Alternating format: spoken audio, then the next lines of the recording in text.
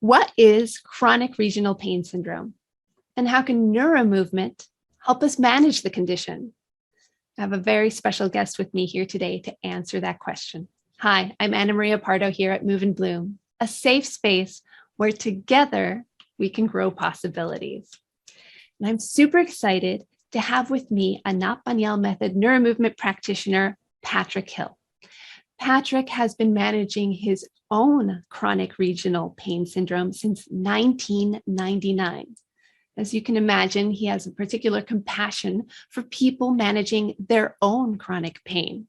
He sees students of all ages and with all sorts of conditions, including brain injury, spinal cord injury, stroke, and a variety of learning disorders, including but not limited to cerebral palsy, autism, ADHD, and fetal alcohol syndrome. So without further ado, welcome, Patrick. Thank you so much for being here today. Thank you very much for having me. I'm so excited for this conversation. I've been intrigued ever since I saw your posts on Instagram about your story. Could you tell us a little bit about your story, please? Sure. Well, starting back in 1999, I had issues with ingrown toenails. And I have had several surgeries for getting rid of the ingrown toenails. Just the root kept coming back and grown, and it just was being stubborn. And on the second last surgery, I noticed that the healing time took 3 months instead of a few weeks. And also my foot was getting very sensitive. So it was hard for me to touch my own foot, put socks on, cut my toenails. I had to really wrestle my own leg to be able to do the daily care that we have to do. And 2.5 years later, I was diagnosed with complex regional pain syndrome, or CRPS, as it's just because it's a mouthful either way, but it's just quicker and easier to say that. That's a long time though, 2.5 years. Yeah, well, every test that I was administered to see what was happening came back negative. So like the EMGs, MRIs, everything was normal. So every 2.5 years in pain and without a diagnosis. Yeah, and I couldn't get any medication in that time because they didn't know I need a diagnosis. So I'm from Canada, so it's all public health care, and that's one of the rules for the Saskatchewan government, or Saskatchewan Health, is that you need to have a diagnosis to have opioids given, but opioids didn't really give me any relief. So going through the whole gamut of prescription medication, nerve inhibitors are the only things that gave me relief. So that's what I'm on. And when I was diagnosed, my doctor said, "This is what you have. I've never heard of it before, and I don't know what to do." So I had to manage this condition, research what it was, so I knew what I was dealing with, research therapies and what was available in a smaller center. Well, I guess like there's only 1 million people in the province of Saskatchewan, and I was lucky to be in one of the larger cities, but still it doesn't have the same amenities as a lot of the other larger centers. So and then going through, I wasn't able to work because at that time because the pain was so bad that I was essentially unable to walk on my left leg. So the pain also, the nerve damage spread up my whole left leg and then transferred over to the right and affects 3/4 of the right leg. Wow. So both legs are Both involved. legs. Yeah. Wow. And I want to highlight for our audience, because you present a very calm demeanor. But when we talk about CRPS, we're not talking about pain. Like the scale of pain for CRPS is completely different than other chronic pain syndromes. Could you talk just a little bit about that? Yes. There's just like any sort of scale, there's a scale of pain, and it's called the McGill scale of pain. And it goes through like a broken bone, pregnancy, a toothache, and just rates that on that scale.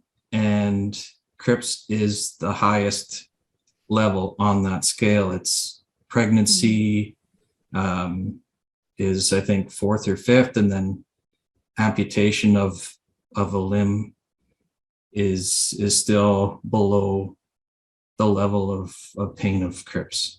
Oh my gosh. Wow. So just to clarify, you might not know because they don't actually put it on the little scales necessarily, but is that amputation with or without anesthesia, or the post-amputation syndromes? I honestly am not sure. I would believe it would, well, it'd be painful either way, but yeah.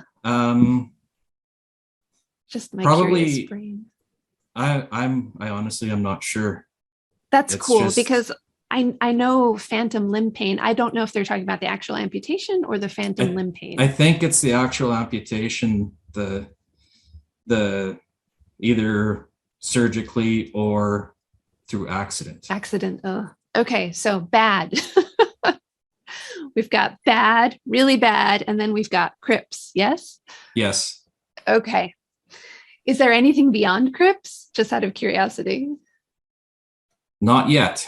I hope they don't find anything either. No. Okay. So we've put it in perspective now. You know, Patrick, he is here calmly talking to us with both legs involved in a chronic pain situation. And it's way beyond anything most of us will ever experience because it's rare, right? Really rare. Yeah. 1 in 100,000 people are diagnosed every year with it. Yeah. And it's also progressively worsening. So there isn't just a level that it stays at. The nerve damage keeps escalating if you don't manage it properly or don't find a way to manage it, because every case is different. Every person is different. Every level of pain is different for each person, and every treatment is different, affects everybody differently. So that's why it's called complex regional pain syndrome, because there isn't just, you have diabetes, here's insulin. Right. And just manage your diet and sugars and take it when you need it. Right, right. There's no recipe. No, there isn't. There's no recipe. So you've become an expert for yourself. Yes. Yeah. And going through traditional therapies such as physiotherapy, chiropractor, acupuncture, massage. I've been seeing a doctor for a number of years for clinical hypnosis, and really finding the right way to bring all those together so that each one complements the next, instead of, because I was kind of at the beginning, I just took all this stuff. Okay, I'm going to try everything and then throw it at the wall, see what sticks. And then I started to kind of just play with, okay, this is working, that's working. I guess the synergy of it, right? Yeah. Yeah. I work. So it was great to be off work or not able to work at that time, because I had time and space to really think about it and play with it. And if something wasn't productive or conducive to, I had a bad day after, okay, well, I'm not going to have these two close together, or that matching that pairing didn't work, or wasn't beneficial. Then I had time to really recover from that, instead of, okay, now I got to get up and go to work. But I guess I found my niche, and I found everything that worked for me. I also have a pain control device attached to my spinal cord. It's essentially a pacemaker that disrupts the pain signals from the legs going to the brain. And it's great. I would never recommend somebody get it. I'd suggest it because it's very invasive, and it's a 70% success rate. Got it. So it's not, I'm going to get this and it's going to work. It's right. And there are hazards that come along with any sort of spinal surgery.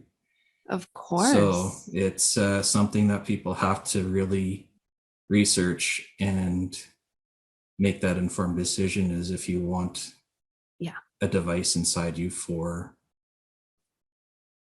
forever. Yeah. So in this whole mix of, invasive procedures, appointments, figuring out the synergy, how did you happen on NeuroMovement? In 2011, I found a great synergy of therapies, and I was able to get back to work full time in 2004, and and everything was working great. And then 2011, I hit a wall. Like, no matter what I did, no matter how hard I pushed, no matter how many appointments I had, I couldn't go forwards. I just kept regressing and regressing and regressing. And it was really frustrating, because what happened? So, and nobody knows. And I was talking with my sister-in-law, and her daughter was born premature and she had a mild case of cerebral palsy. She was seeing a colleague, I guess a now colleague in Saskatoon, Dan Ouellette. He just started the NeuroMovement training. And she said that I should check that out and see if it works for me. So I researched it, and it really fell into the line of what I didn't know it at the time, but I was really, everything that I was doing was neuroplastic in the sense of I can't force anything through my body, and even like everything that I have to do has to be very subtle, or else my body doesn't know what to do with the information. So then I have spasms that are very severe. So then they last from 2 minutes to 15, depending on just what happened. So, and there's no way of me knowing how long it takes for that to pass, but it was bad, and those were becoming more and more regular, which it was 5 or 6 times a week that was happening. So I was dealing with that, and finding NeuroMovement, it really allowed me to become aware of what I was doing. Like, my legs were always really tired, and I was just really sore, and I couldn't figure out, like, what am I doing? I'm not doing too much besides going to work, coming home, maybe going to the gym for an hour 2 to 3 times a week. I limited that even. And one day I was at work. I was working as a orthopedic technician. As I guess I was an orthopedic shoemaker. Nice. And I was at the gluing up a pair of shoes, and I noticed that every single muscle from my lower back down was engaged, like my toes were even curling up inside my shoes. So I kind of thought about that, and does that need to happen? No. So then I started to let go, and I started to become more internal and more aware of how I was holding, what efforts I was using throughout my body. And then going through the in-person lessons, and when Dan was able to start doing classes, he started teaching classes. So I was joining those, went through the Healthy Backs DVDs, necks and shoulders. So just really getting involved, and then just an unexpected thing happened, which really set me back. Like I regressed pretty much to day one in a matter of months. Wow. So recovering from that, it had something to do with the implant in my back. Right. So then I was recovering from that, and just Dan said, like, you should just take the training, because this is forever, and if you can help yourself, then you're not relying on anybody else to do it. You can still see other people, but really you can take care of yourself. So I kind of was like, so I don't want to do that. Let me back up a bit. So you were able to start helping yourself just by the research you had done on NeuroMovement, applying the principles, taking some of the classes. You were already starting to begin to feel better without having done any of the training yet. Do I have the timeline right? That's correct. Yeah. Okay. And then life-changing experience, time to decide, am I doing the training? Yeah. Okay. And initially I said, I can't afford that. That's right. That's a lot of cash. Yeah. And I got thinking about it, and I'm spending $850 to $900 a month on training or on therapy each month. Yeah. So really and truly, that's 5 years. In 5 years, I would go through the same amount of money as if I went through the training. Exactly. At that time. I've done video at that time. I did a little come to Jesus moment for myself as well, because I had to think, how much money did I waste before I finally came to NeuroMovement? How much money did I spend? And it was an embarrassingly large amount of money, in the thousands, right? So I think it broke 10,000 US dollars, and that's me lucky to have good health insurance. So we're always worried about costs, right? Mm-hmm. And when we are presented with this big chunk, we think, oh my gosh. But when I think back anyway, on all the things I spent money on that didn't help me at all or made me worse, I think, oh wow, yes, this is worth it. And because, as you said, now you have a tool for life. So you went down to California having done the same calculus, and what happened? It took a few, there are a few other life-changing events that happened in that time too. So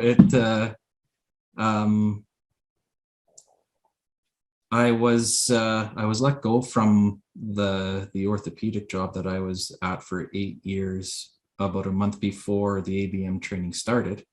Okay. So it was unexpected and without reason. So I'm sorry. Well, that's it. Actually, like, things happen for a reason. So it was upsetting at the time, and trying to find a job with a hidden disability, because if you look at me, if you see how I move, if you see what I can do, you wouldn't think that I have anything wrong with me. Right. So that's one of my biggest hurdles. But trying to find a job with essentially a grade 12 education that I can manage my health finances on top of everything else was almost impossible. I was told that I was a liability. I can do the job. I'm intelligent. They like me, but they don't want to take a risk because of my disability. So it was a lot of stress. And with CRPS, the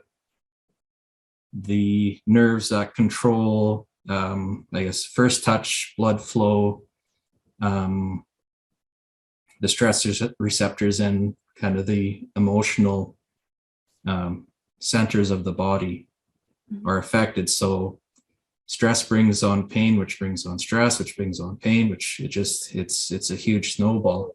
Yeah. So there was a lot of anxiety, a bit of depression, like just even it's the CRPS is also makes my legs hypersensitive. So sound waves hurt.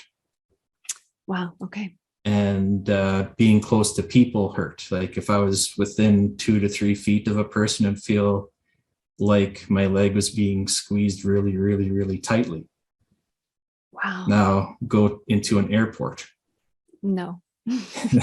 Sit beside somebody on an airplane. So just the logistics of how do I, and Saskatoon is small. Like there's no direct flights to San Francisco. I was lucky enough that I was in the last group that had everything, all 10 segments of the basic training in person, which I don't know how well I would have done with the online. There would have definitely been benefits, but for my own perspective, I was fortunate to be in that.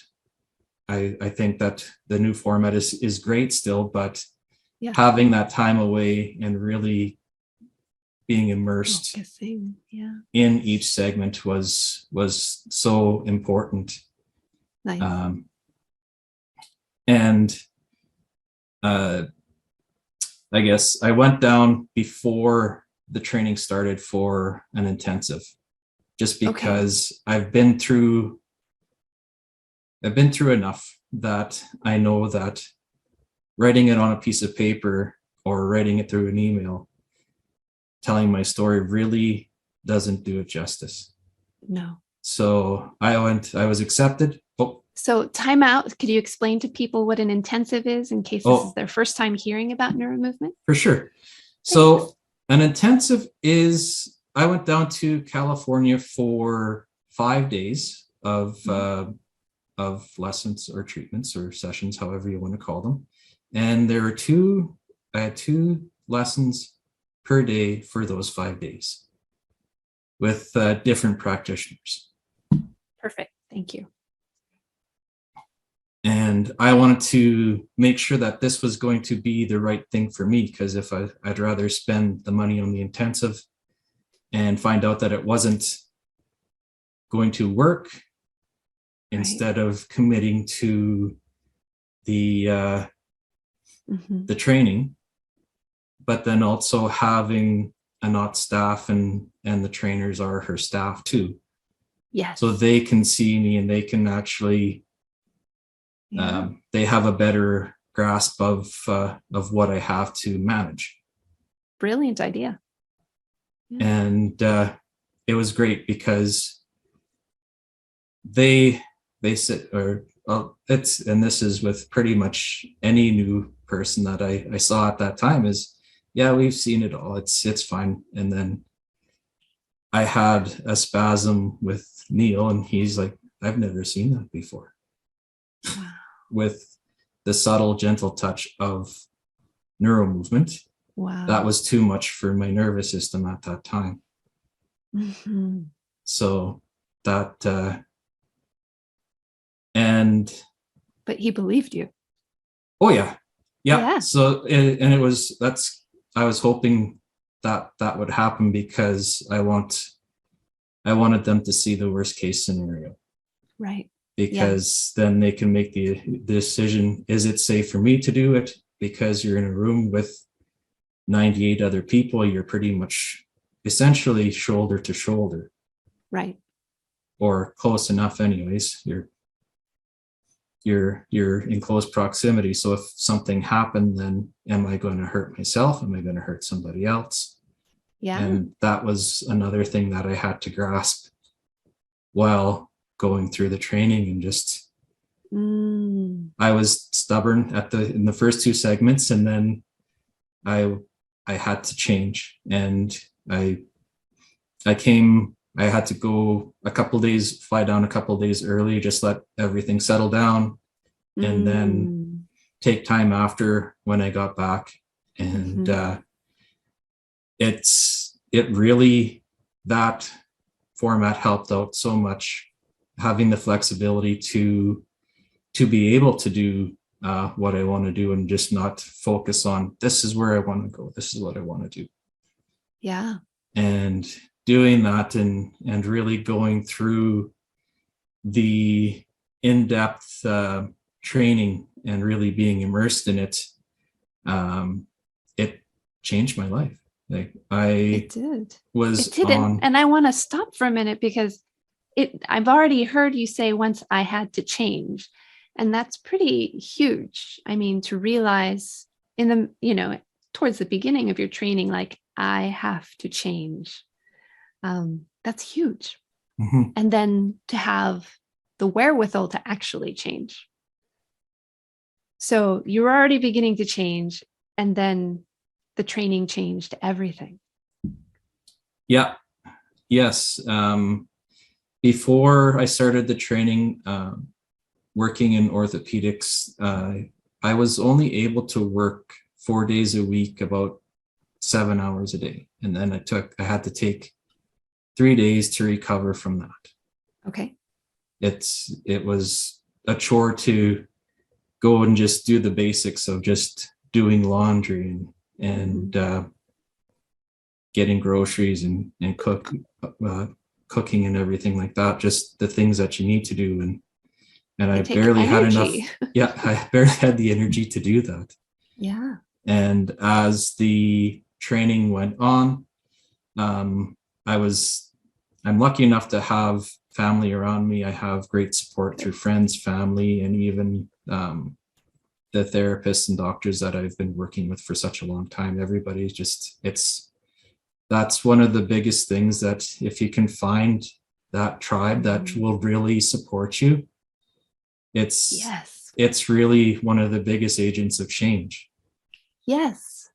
And as the training went on, I was working for my brother for his construction company. He's a home builder, and I just started kind of cleaning up job sites and making sure everything's ready for the next trade to come in. And the healthier I got, and the busier that he got, then I started doing some more site coordinating and just more responsibility, up to the point where near the end of the training, I was doing 1-year warranties on houses, managing other sites, building stairs and covering decks, and just a lot of physical work, 5 to 6 days a week, 8 to 10 hours a day. What? That's a huge change. And I went down on medication. Like, I was on 750 milligrams of Lyrica, which is high. It's getting close. To put it in perspective, if I forgot that I missed a dose and I took an extra one, then it's lethal. Yeah, no, don't do that. Yeah. So I went from that, and now I'm taking 275 milligrams a day. Yay! So dropping almost 500 milligrams in a matter of pretty much 2.5 years. Amazing. My doctor was just like, what are you doing? Like, you shouldn't be What are you doing this. doing? What are you doing? And I want to highlight here, like maybe you could say a few words about, it's not just the lyrica, right? It's not just that you had less pain. It's that you got to work more. And I'm guessing, I don't know, you'll tell me, but I'm sure that helps with the anxiety, with the depression, with just Oh, yeah. feeling more a part of life. Yeah, more socially active, like wanting to be Yeah. around more people. Yeah. That's one of the biggest things, that markers, that when I'm not feeling well, then Ah, it doesn't show up physically, but socially I withdraw more and more and more, right. so that because it's one of those things where, and this is another thing I've had to deal with throughout life, is, or my adult life anyways, is what's harder, dealing with pain or beating yourself up because you missed something you really wanted to go, either a family function Oh, yes. or something, Mhm. some important function that Right. you want to attend. So did the training help with that kind of energy management? It did. Okay. Yeah, I was able to be more engaged, Mhm. enjoy just people's company, enjoy life more. That's wonderful. Yeah. Yeah. And now you're a practitioner with your Yes. own practice. I love your banner behind you. For those of you who have focused on Patrick's calm, serene face, check out the banner behind him. You've got your practice name on there. Do you want to tell us more about your practice? Yes. I'm in Saskatoon. I'm working with three other practitioners out of Danulet's clinic, Body and Mind Therapies. And then I also have a satellite clinic in another city in Saskatchewan called Regina that I Yeah. go to monthly. Mhm. And I also, I guess when I could see people in nursing homes, then I would also go and travel to nursing homes, or if people were unable to get to the clinic for Yeah. whichever reason, then I would do home visits as well. Nice. Nice. That's a lot of travel time. It is, It but is. Is worth that it. okay? But worth it. Yeah. Yeah. Yeah. I'm impressed that you're able to manage being a practitioner on top of everything else.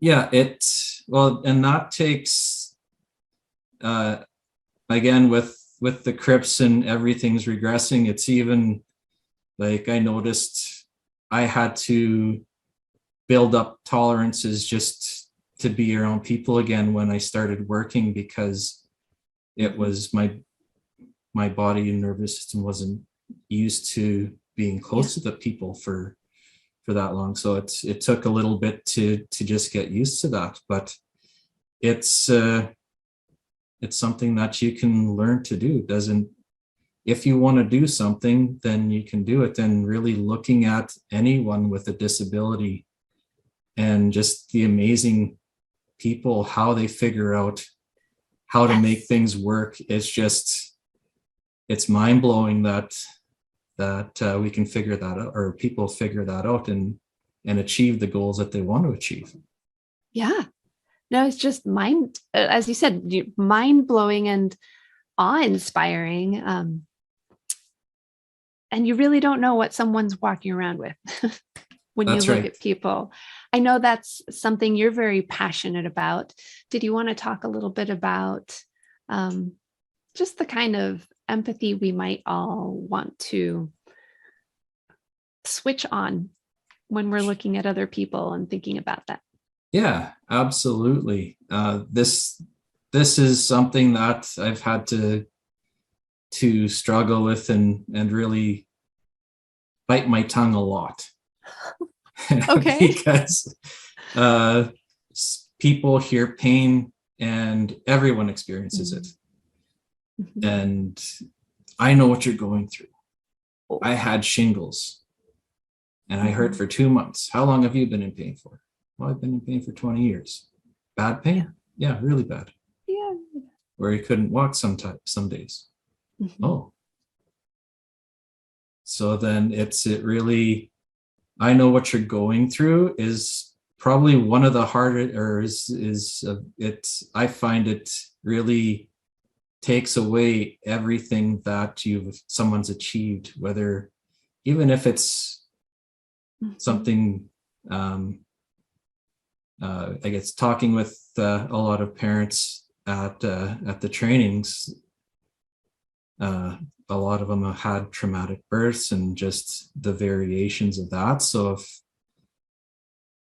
even saying to somebody who, a parent, a mother or father, mother saying to another mother, I know what you've gone through because I've given birth to it. It's just like, you can't do that. No. It's really holding space and really giving the openness for them to tell their story and really have it fall on ears that are really there to listen to it, not just change it to their understanding. Because it's even, I tell my story and, well, that's not possible. Why not? Because I said so. Why didn't you tell me that years ago? Like, I'm better now. Thank you. Or because this person has pain and it's not the same. Well, Right. It's not the same thing. So No. really having that openness and not changing it to fit your narrative, not changing somebody's story to fit your narrative or your understanding is one of the things that I really try to bring into each lesson that I give. And it's really all about that person and it's their time. And those seemingly supportive remarks can be very feel very negative to somebody who is either struggling, or I tell somebody that I'm struggling and this is what I'm going through. You look fine to me. Oh, but it's so just dismissive. like, oh my God. No, I just told you something really important about myself. Time out. Yeah. Oh, I'm so sorry. And it's so tough. I feel such compassion for everyone on all sides of this equation, because I think of toddlers in the sandbox, right? At that stage of the game, most of us are engaged in parallel play, right? We're playing together, but we're each doing our own things side by side, and our world is very internal. And I don't think many of us ever get beyond that. You and I are interacting right now, but I've got to admit, there's a large part of me that's still a toddler engaging in parallel play. And it's not that I don't want to be open and engaging and hold space for you. It's that sometimes I don't know how. What would you want from someone as you tell your story? When you say hold space, how would you want someone to hold space for you? By really saying, okay, that seems challenging. That's hard. Is there anything I can do? Not saying, I'm sorry you have to go through this. Yeah. Really, I find it to be a slap in the face. There's nothing you can do. Like, being sorry for something that you didn't initiate is it's kind of like it is a little dismissive. Like, I'm sorry you have to go through this, but okay, holding that space and you can still feel sorry, you can still feel that compassion, you can still feel that sadness for the person's experience, but really give them the support that they need.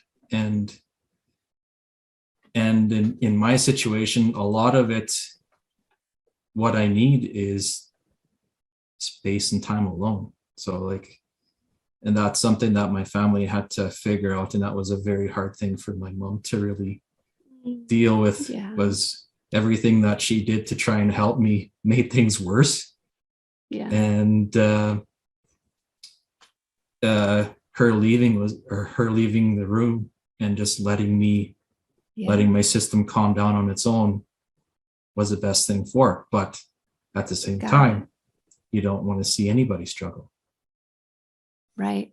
So it's and hearing what the person's asking of you, even if you don't want to do it, they know their body best. They know their body best. And really respecting what they can, or what they're asking. Or if it's a child that's nonverbal, then reading their verbal cues and giving them the space that they need, or knowing when to back off instead of, oh, you're having a tantrum, I'm going to give you a hug. When really all they need is just, okay, I need to back off and just let them sort that out. So what I'm hearing, and you can correct me if I'm wrong, is that basically we need to ask people what they need if they're able to tell us. And if they can't, as best we can, read that and give it to them, because they're the ones who know what they need. Yeah. Yes. Did I get it? Yes. And that's pretty much empathy, a form of empathy, right? Got it. Okay. Is that correct? Am I reading that right? That's kind of what I feel. I have no idea. Empathy can be or it shows up in so many ways, but that's one of the things that really is powerful. You meet, and just with ABM, you meet the person where they are. One of the principles of NeuroMovement is meeting them where they are. Exactly. And being okay with that, and putting all your stuff to the side for a moment, and just even just being with the person. I've learned something can be so. Just lost my train of thought. It's because I interrupted. I haven't learned your verbal patterns well enough yet to know when I can jump in. It can be so powerful. That's what I was going to say. It can be so powerful. And as I'm listening to you, what I'm learning something important, because, and you know this probably from your clinical hypnosis, meaning is not in the words, meaning is in the recipient. So we need to check in with the other person to see how they're taking what we say. Because some people need you to say, I'm sorry. And some people will get so mad if you say, I'm sorry. So I'm highlighting it in my mind. I'm flagging it. I've got to always be checking in. Yeah. I've always got to be checking in, because meaning is in the recipient. And that's great, because that's saying I'm sorry to me is different than saying sorry to somebody else. Exactly. So that's just my perception of, I don't want people to tell me that I'm sorry, even for something that happened 20 years ago, that it's essentially, it was, if I would have taken better care of my own healthcare, or just taking better care of my toenails, I wouldn't be in this situation. So it's 100% on me. Oh yeah, because if I would have acted sooner on just managing the ingrown toenail, then I wouldn't be in this mess. Well, can I bring up something that Anat always says? Yes. How do you know? Because I've had ingrown toenail issues since I was born. Right. But life's not a randomized controlled trial. There's not another Patrick where we could let him take better care of his nails and see if he actually didn't develop chronic regional pain syndrome. So yeah, that's true. Can you say for certain that you would not have gotten it? I mean, I hope you would not have gotten it. I'd probably say that there'd be, because the complex regional pain syndrome usually shows up in people 50 and older and comes from any sort of soft tissue damage. So bruise, cut, broken bone, any sort of damage to the blood vessels, because it's the nerves that control the blood vessels causes this condition. It's just 99.9% of the time it doesn't happen.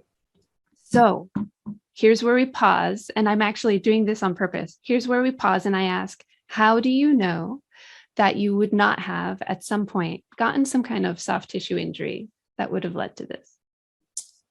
Well, at the time I was working as a mechanic, and what my goal was to be a heavy equipment mechanic. So I had everything. In 2000, I was accepted to go to tech school for pre-employment. So you had the first 2 levels of apprenticeship training condensed into 8 months. Okay. So you're essentially halfway to getting your journeyman's in a year. Got it. Okay. And so I was working as a mechanic, and if you've ever seen somebody who works on machinery or any sort of thing, their arms or hands, everything's dinged up with cuts, bruises, burns, all that. So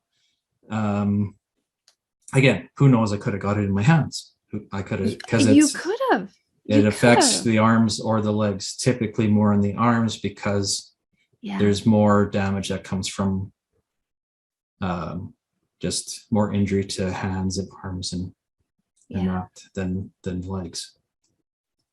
Well, without knowing what might have happened, I'm super glad that you have so brilliantly figured out all these things, because you are not only trained as an Anat Baniel NeuroMovement practitioner, I'm sure your research before that was quite extensive as well. So thank you so much for sharing just this little tiny piece of your expertise with us. I really appreciate it. No problem. I'm glad that you invited me on to talk about it. And just as a takeaway from for the end of it from me is, there's a positive in every experience. It's just finding it. Sometimes it takes a while for things to show up as, okay, this is why it happened, but every experience is a positive. And I've had a lot of so-called negative experiences that, okay, but I'd always find something, a little shimmer of, okay, I got this out of this experience. So it's looking for the positives in everything, even when things fall apart or I guess with this condition, I've had about 4 major regressions in the past 20 years. So it's something that I always have to be aware of and always have to work towards, keeping myself healthy and everything like that. But it's the positives that came out of those regressions were so powerful to keep me going forwards. Yeah. I'm so glad you're here to share all of that with us.